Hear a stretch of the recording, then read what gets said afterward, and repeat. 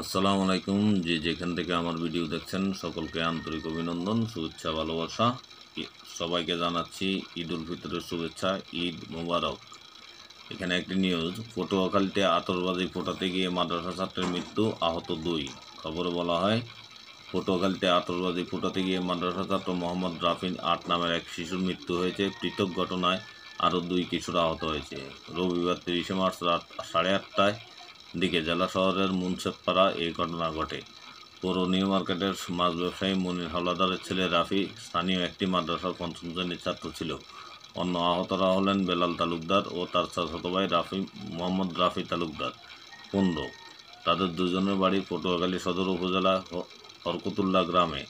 রাত 8টার দিকে বেলাল ও রাব্বি একটি আতশবাজি নিয়ে ফোটানোর প্রস্তুতি নিচ্ছিল। এ সময় বাজিটি হাতে থাকা অবস্থায় বিস্ফোরিত হয়। এতে বেলালের ডান হাতের তালু আঙ্গুল সহ একটি অংশ ক্ষতিগ্রস্ত হয়, এমনকি তার মা চোখে প্রচণ্ড আঘাত লাগে।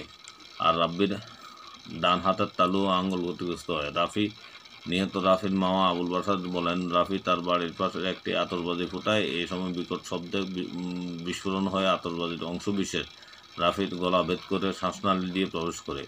রাফির গলা থেকে রক্তক্ষরণ শুরু হয়ে অচেতন হয়ে পড়ে। টের পেয়ে স্বজনরা তাৎক্ষণিক রাফিকে উদ্ধার করে পটুয়াখালী মেডিকেল কলেজ হাসপাতাল নিয়ে গেলে কর্তব্যরত চিকিৎসক তাকে মৃত বলে ঘোষণা করেন।